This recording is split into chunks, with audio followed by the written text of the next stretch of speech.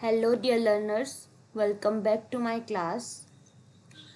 Today we will discuss the new topic of chapter 2, collection of data of statistics in economics for class 11.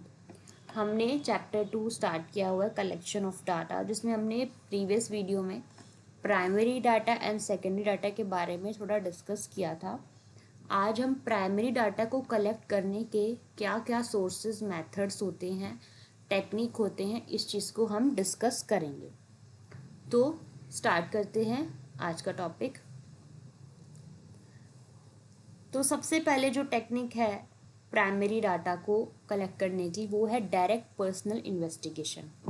अब जैसे कि हमने discuss किया था, primary data क्या होता है। प्राइमरी डाटा वो डाटा होता है जिसे आप डायरेक्ट उस स्टडी के ओरिजिन पर जाकर विजिट कर कर आप उसको कलेक्ट करते हो, आप उसको स्टडी करते हो, आप उसको यूज़ करते हो। तो उसी के बेस पे एक मेथड है डायरेक्ट पर्सनल इन्वेस्टिगेशन।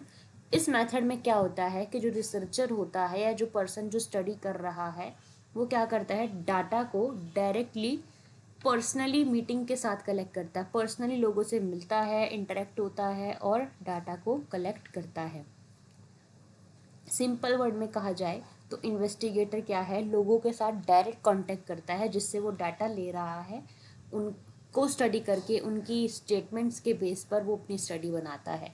जब इस तरीके से डाटा को कलेक्ट किया जाता है, उसको कहते हैं direct personal investigation. Okay, next है इनडायरेक्ट ओरल इन्वेस्टिगेशन।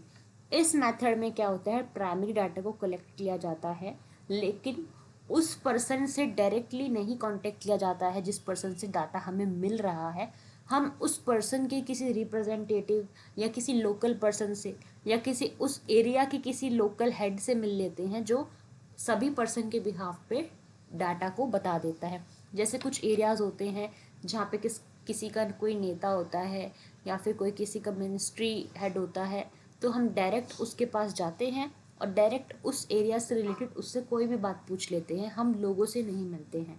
जब इस तरीके से हम इन्वेस्टिगेशन करते हैं तो इसको इनडायरेक्ट ओरल इन्वेस्टिगेशन कहते हैं। नेक्स्ट है information from local sources for correspondents. अब क्या होता है, ये एक तरीका है जिसमें आप डाटा को कलेक्ट करते हो किसी मोहल्ले के लोकल पर्सन से मिलकर या फिर लोकल इन्वेस्टिगेटर से मिलकर, जो वहाँ के डाटा को सपोर्ट करते हैं, वहाँ के डाटा को कलेक्ट करते हैं।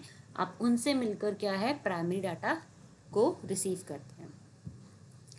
नेक्स्ट मेथड है information through questionnaires and schedules. अब आपने देखा होगा कि अगर किसी चीज़ की स्टडी की जाती है तो उसके बेस पे क्वेश्चनरीज भी बनाई जाती है, जिसमें आपके बहुत सारे क्वेश्चंस होते हैं, येस और नो क्वेश्चंस होते हैं, आपको आंसर करने होते हैं। और उस क्वेश्चनरी के बेस पर क्या है, हम लोगों के माइंड को रीड कर सकते हैं कि लोग कितना सोचते हैं, कैसा सोचते हैं, जिससे आप किसी रिजल्ट पर जा पाते हैं। तो इसलिए क्वेश्चनरीज के थ्रू भी आप डाटा को कलेक्ट कर सकते हैं। मान लीजिए आपने क्वेश्चनरी बनाई जिसमें आपने 10-20 क्वेश्चंस लिए और आपने वो क्वेश्चनरी पूरे एरिया में बांट दी, और जब लोग उस क्वेश्चनरी का रिप्लाई करेंगे तो आप उस क्वेश्चनरी के रिजल्ट्स के बेसिस पर कुछ आइडिया लगा सकते हैं। तो ये भी एक तरीका होता है फ्रेश और प्राइमरी डाटा को कलेक्ट करने का।